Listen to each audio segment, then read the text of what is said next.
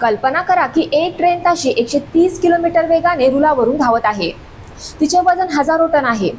अचानक डब्यातील एक प्रवासी एक पातळ लाल लोखंडी साखळी जोरात ओढतो आणि काही सेकंदातच ती प्रचंड मोठी ट्रेन रुळावर कर्कश आवाज करत थांबते. पण तुम्हाला कधी प्रश्न पडला आहे का की हे कसे शक्य होते? ती छोटी साखळी सुपरमॅन प्रमाणे ट्रेनच्या चाकांना घट्ट पकडते का? की साखळी ओढल्यामुळे इंजिन चालकाला विजेचा धक्का बसतो, ज्यामुळे तो लगेच ब्रेक लावतो? लोक ट्रेनने प्रवास करतात, पण त्यांना या लाल साखळी मागील खरे विज्ञान माहीत नसते.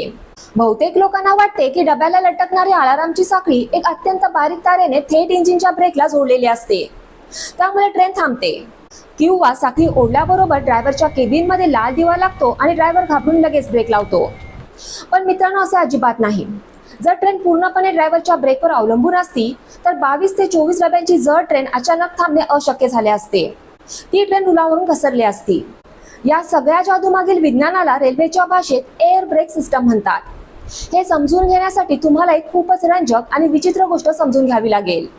तुमच्या बाईक किंवा कारमध्ये काय होतं? जेव्हा तुम्ही ब्रेक दाबता तेव्हा तो लगेच लागतो, बरोबर ना?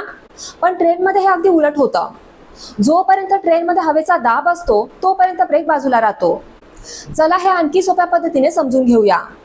ट्रेनच्या इंजिन पासून ते शेवटच्या डब्यापर्यंत प्रत्येक डब्याखाली एक जाड पाईप बसवलेला असतो, ज्याला ब्रेक पाईप म्हणतात. इंजिनचं काम आहे या पाईपमध्ये सतत अतिशय उच्च दाबाने हवा भरणे. हा हवेचा दाबच ट्रेनच्या ब्रेक पॅड्सना चाकांपासून दूर ढकलत राहतो. याचा अर्थ असा की जोपर्यंत पाईप हवेने भरलेला आहे तोपर्यंत ट्रेन सुरळीतपणे धावत राहील.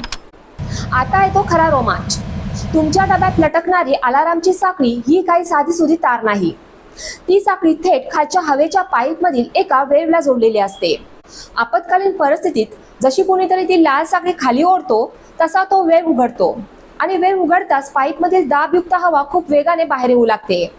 मित्रांनो, साखळी ओढल्यावर जो मोठा घर्षणयुक्त आवाज येतो तो तुम्ही ऐकला आहे का? तो आवाज त्या पाईपमधून हवा वेगाने बाहेर पडण्याचा असतो. आता ट्रेन कशी थांबते? जशी हवा बाहेर येते तसा पाईपमधला दाब अचानक कमी होऊ लागतो. प्रत्येक डब्याखाली एक अतिशय स्मार्ट उपकरण बसवलेले असते, ज्याला डिस्ट्रीब्युटर वेव्ह म्हणतात. जसं त्याला समजतं की हवा लीक होत आहे आणि दाब कमी झाला आहे, तो लगेच ऍक्टिव्ह होतो. हे उपकरण एका राखीव टाकीतून हवेला थेट ब्रेक सिलेंडरला पाठवतो. हा सिलेंडर तत्काळ ब्रेक शूना ट्रेनच्या लोखंडी चाकांवर चिकटवतो. कल्पना करा की ही प्रक्रिया ट्रेनच्या प्रत्येक डब्यात एका सेकंदात एकाच वेळी घडते. सर्व डब्यांच्या चाकांवर एकाच वेळी तीव्र घर्षण होते आणि इतकी जड ट्रेन रुळावरून न घसरता हळूहळू आणि सुरक्षितपणे थांबते. मग यात लोको पायलट किंवा ड्रायव्हरची काहीच भूमिका नसते का? नक्कीच असते. जशी कोणत्याही डब्यातून हवा बाहेर पडते, इंजिन समोर बसलेल्या ड्रायव्हर समोर लावलेला मीटरचा काटा अचानक खाली पडतो आणि केबिनमध्ये एक मोठा अलार्म वाजतो आणि लगेच ड्रायव्हरच्या लक्षात येते की कोणीतरी साखळी ओढली आहे. तो ताबडतोब इंजिनची पॉवर बंद करतो आणि मुख्य नियंत्रण पॅनलवरून ब्रेक लावतो, ज्यामुळे ट्रेन कोणताही धक्का न लागता पूर्णपणे थांबते. त्यानंतर गार्ड किंवा टीटी जाऊन उघडलेला वेळ पुन्हा व्यवस्थित करतो. त्यानंतरच ट्रेन पुन्हा धावण्यासाठी तयार होते. तर मित्रांनो, पुढच्या वेळी जेव्हा तुम्ही ट्रेनने प्रवास कराल तेव्हा ही लाल साखळी पाहून हवेच्या दाबाच्या विज्ञानाची नक्कीच तुम्हाला आठवण होईल. पण लक्षात ठेवा, विनाकारण या चेक नक्कीच कायदेशीर गुन्हा आहे. मित्रांनो, मी आशा करते की तुम्हाला माझा हा आजचा व्हिडिओ खूप आवडला असेल.